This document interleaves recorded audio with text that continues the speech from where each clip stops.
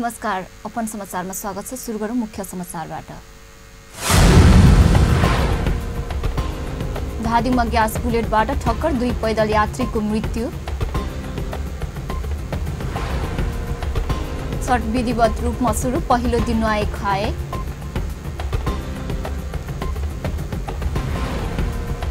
छठको तयारी तीव्र, नदी पोखरी सहित जलाशय घाट सजाउने क्रम जारी। जनकपुर काठमाडौँ पर्यटक बसको शुभारम्भ, जनकपुरलाई पर्यटकीय क्षेत्रको रूपमा विकास गर्नुपर्ने मन्त्री आयोगको भनाई। र आज राष्ट्रिय विभूति किरात धर्मका महागुरु फागुनन्दको जन्म जयन्ती विभिन्न कार्यक्रम गरी मनाउँदै। अब समाचार विस्तारमा।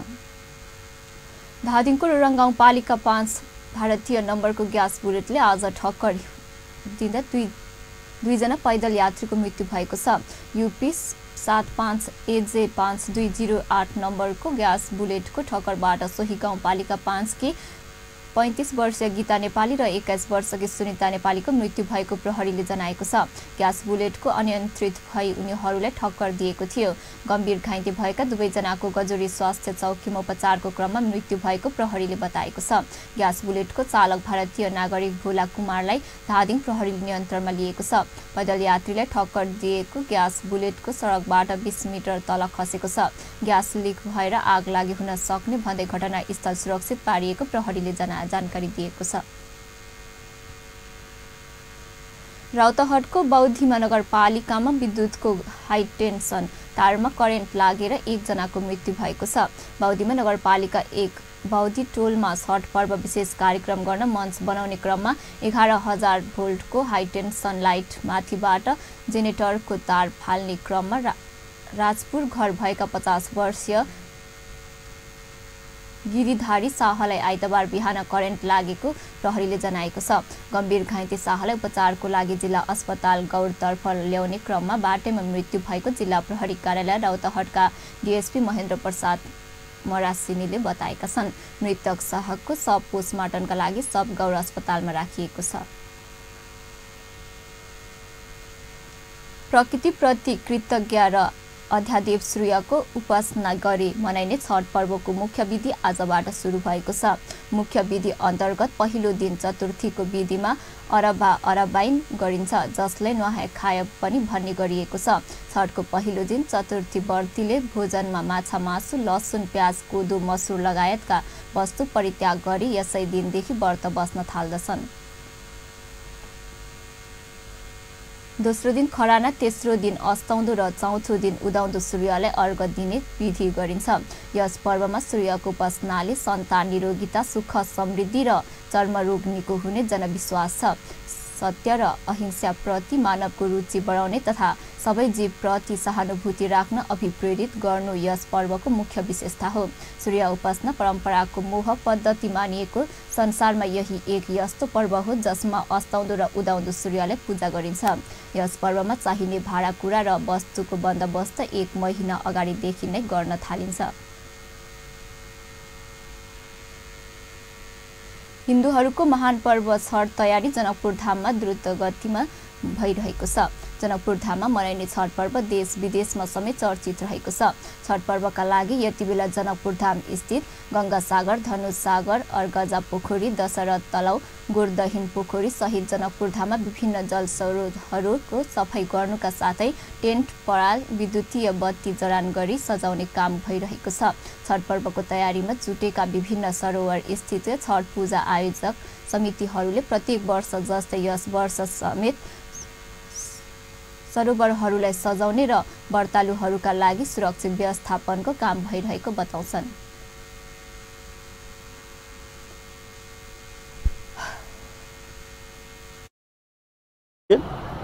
और टेंट सेंट के सेहो व्यवस्था है, बिजली बत्ती के सेहो व्यवस्था है। हर साल हम सब 300 रुपया के दर से लै छलिए प्रत्येक अरग में। एमकी कुछ महंगाई के कारण जैसे 500 रुपया के दर कैने छी। अभी तक हमरा सब में क्लियर न है, 300 से भ सके, 500 से भ सके, एहि के लागी नहीं कहल जा सके।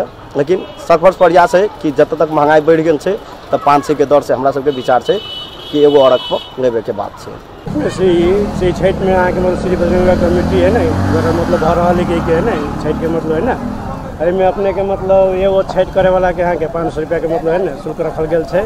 एहिमे एक संस्था मतलब यहाँ के मतलब एहिमे सहयोग मतलब है ना जैसे यहाँ के मतलब लाइट है जना है ना बिजली है। हाँ ये शांति सुरक्षा के लगे मतलब है ना ऑपरेशन के रूप में हमरा सबसे माने पान पंडाल सब जो है टेंट के गाजा बाजा है माने इलेक्ट्रिसिटी के माने डेकोरेशन सब माने सब चीज़ के करते हुए माने हम सब विगत साल से ही सुधार करते जते हमर सबके साथी भाई सब छथिन स्वयंसेवक हो या समाज के व्यक्ति सब छै सब मिलजुल के एहिमे हम सब आगे चलै छी।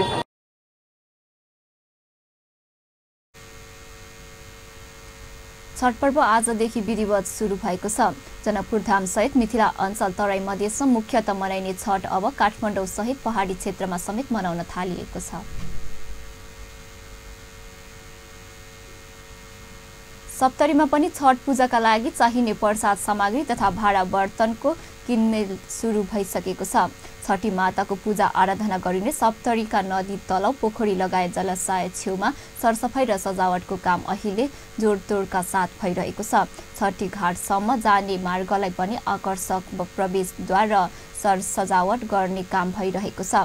छठ पूजा मनाउन राजविराजको भगवती पोखरी, कल्टु पोखरी, सकलदेव पोखरी, तुरुन्तरी पोखरी, पूर्णी पोखरी लगायतका विभिन्न स्थानहरूमा रहेको जलाशय सजाउने काम भइरहेको छ। आकर्षक ट्रेन पण्डाल र झिलिमिली बत्ती लगाएर छठी घाट सजाउन स्थानीय क्लब र छठ पूजा समितिले लाखौं रुपैयाँ खर्च गर्दै आएका छन्। छठ पर्वमा विशेष मानिने बाँसबाट निर्मित डाला, चगेरा, माटोको हात्ती, घोडा, ढकना, दियो लगायतका सामग्रीको किनमेल गर्नेको भिड लागेको छ।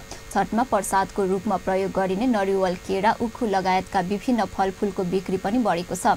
सप्तरीमा छठ पर्वका बेला चोरी, लुटपाट, रेक, छेडखानी लगायतका घटना हुन नदिन सुरक्षा व्यवस्था कडा पारिएको र हरेक पूजा स्थलमा निगरानी गरी सुरक्षा व्यवस्था मिलाएको प्रहरी उपनिरीक्षक राजेन्द्र विष्टले जानकारी दिनुभएको छ। जिल्ला प्रहरी कार्यालय आइतबारदेखि औपचारिक रूपमा 4 दिवसीय महान पर्व छठ विधिवत रूपमा सुरु भएको छ। गत वर्षको तुलनामा यो वर्ष केराको मूल्य महँगो रहेको ग्राहकहरूको गुनासो गरेका छन्। छठ पर्वमा सबैभन्दा बढी बिक्री हुने केलाको बजार यस वर्ष समेत बढेको छ। दीपावली सकिएसँगै छठका लागि केराको बिक्री बढेको हो।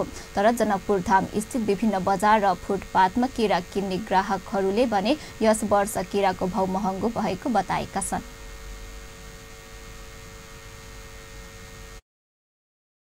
केरा का रेट तो सर बेसी है, कहीं की सब यानी भागल घोड़े है सब बेसी पैसा है। तो लगा ये मतलब कहे कि गहके निशे जा रहा है, कोनो व्यापारी कहे कि सस्ते बिकाया, किसान कहे कि महंगा है।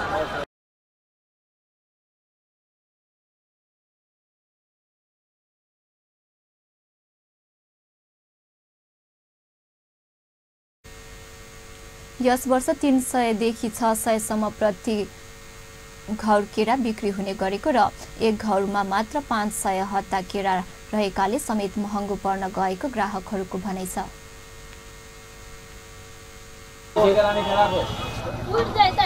अभी सस्ता केरा बिकाई है।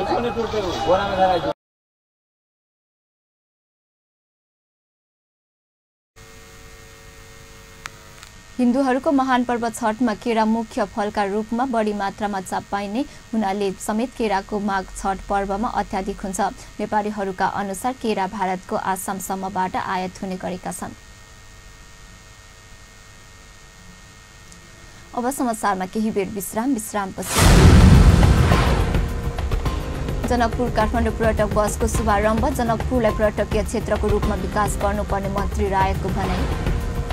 आज राष्ट्रिय विभूति किरात धर्मका महागुरु फागुनन्दको जन्म जयन्ती विभिन्न कार्यक्रम गरी मनाउँदै। र राउतहटमा चोर आतंक, कटहरिया नगरपालिका वडा नम्बर 4 स्थित हर्सा गाउँका 4वटा घर। विश्रामपछि समाचारमा स्वागत छ। अब बाँकी समाचार। प्रदेशका उद्योग पर्यटन तथा वन मन्त्री राम नरेश यादवले प्रदेश नम्बर 2 ले धार्मिक एक धामलाई राजधानीको रूपमा पाएको भन्दै पर्यटक विकासमा जोड दिनुपर्नेमा बताएका छन्। आज जनकपुरदेखि काठमाडौँसम्मका लागि टुरिस्ट बस सर्भिस शुभारम्भ गर्दै मन्त्री रायले जनकपुर धाम जस्तो ऐतिहासिक र धार्मिक महत्त्वको राजधानी कुनै पनि प्रदेशमा नपाएको पनि बताएका छन्। कोनो प्रदेश के एगो प्रदेश मात्र है जे प्रदेश के सदर मुकाम जे राजधानी है जनकपुर, वो जनकपुर सिर्फ जनकपुर नहीं है, जनकपुर धाम है। ये धाम कोनो भी प्रदेश के जे गांव है, जे शहर है, वो में नहीं है, धाम नहीं लागल है।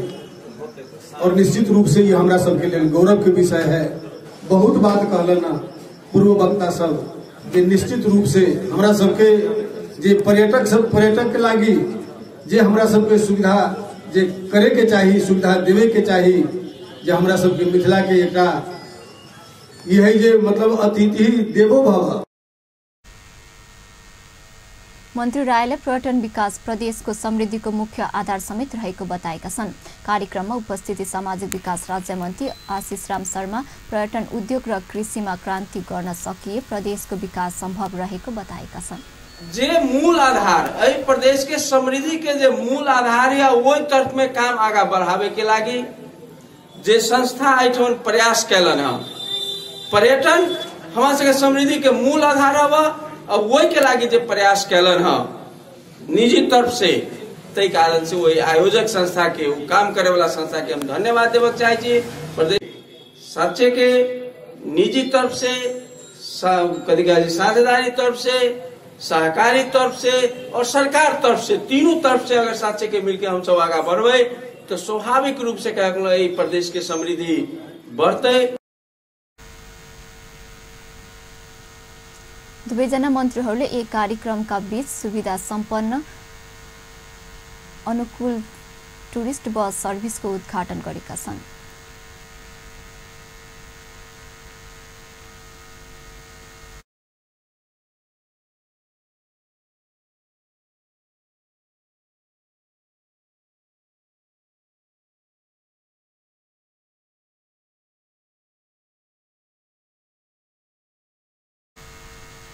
Nepal association of tours and travels agent नाटाले तत्काल एक बस सञ्चालनमा ल्याएको छ।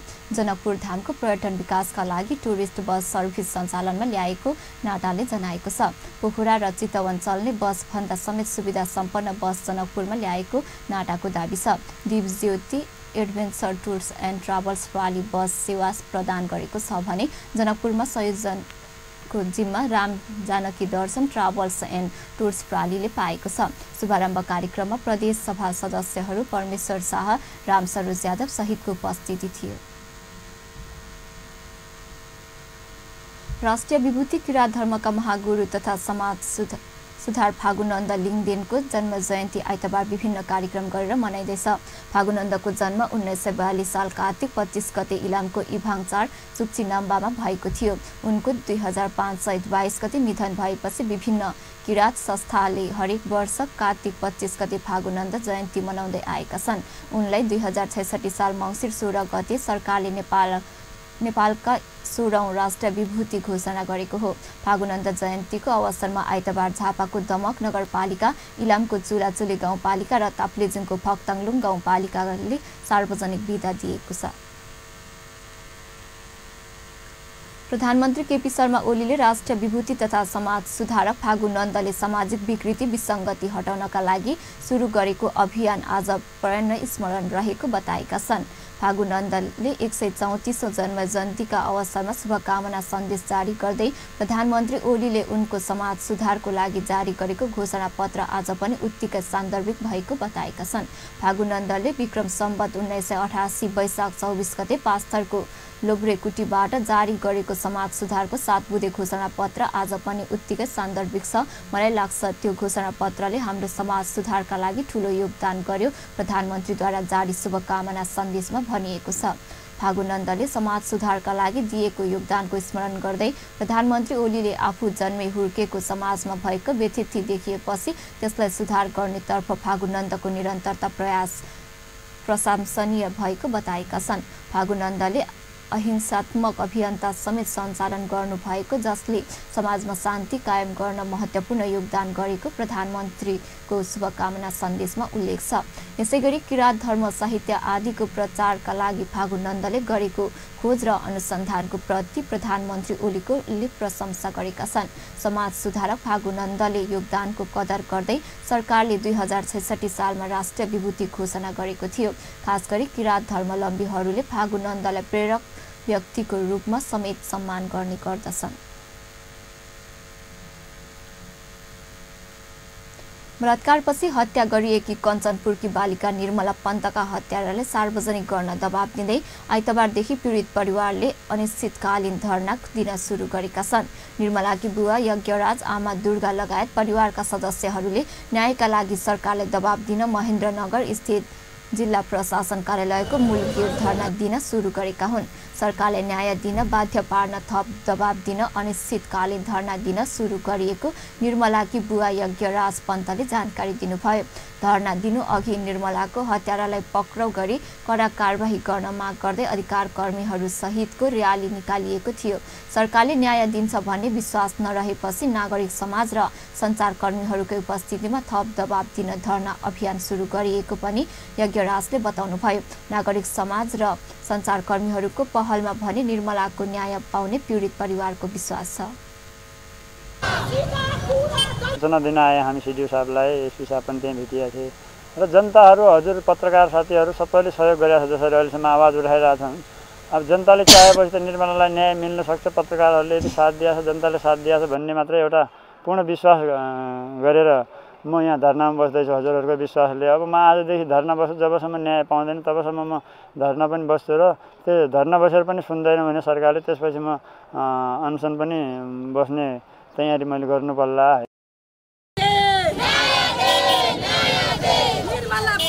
पीडित परिवारले निर्मलाको न्याय नपाए आमरण अनसन बस्ने चेतावनी पनि दिएका छन्। यज्ञराजले छोरीलाई बलात्कारपछि हत्या गर्ने अपराधीलाई पक्राउ गरी कारबाही नगरी आफूहरू आमरण अनसन बस्न बाध्य हुने चेतावनी पनि दिनुभयो।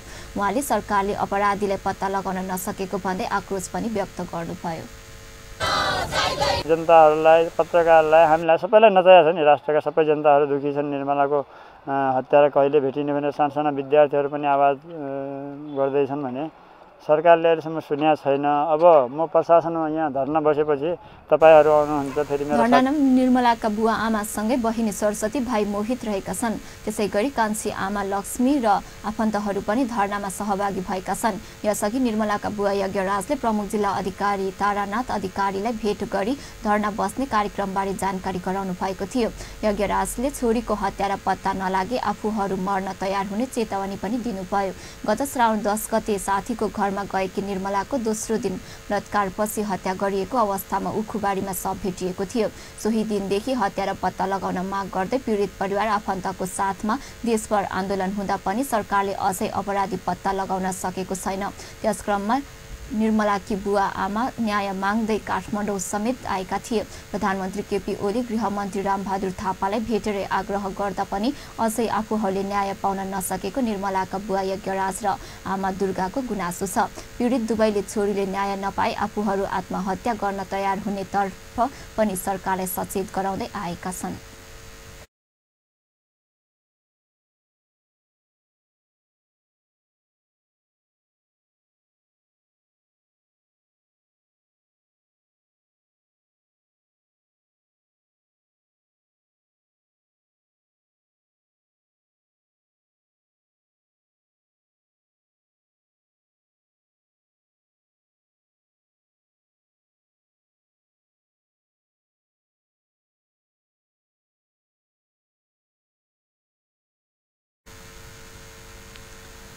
अन्त्यमा मुख्य समाचार पुनः एकपटक।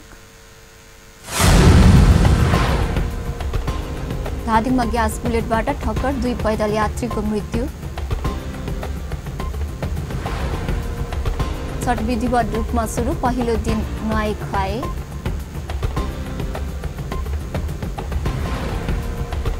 छठको तयारीतिर नदी पोखरी सहित जलाशय घाट सजाउने क्रम जारी। जनकपुर काठमाडौँ पर्यटक बस शुभारम्भ। जनकपुरलाई पर्यटकीय क्षेत्रको रूपमा विकास गर्नुपर्ने मन्त्री रायको भनाई। र आज राष्ट्रिय विभूति किराँत धर्मका महागुरु फागुनन्दको जन्म जयन्ती विभिन्न कार्यक्रम गरी मनाउँदै। हस्त अहिलेलाई समाचार यति नै। पल पल खबर तेज नजर अपन टेलिभिजन हेर्दै गर्नुहोला। नमस्कार।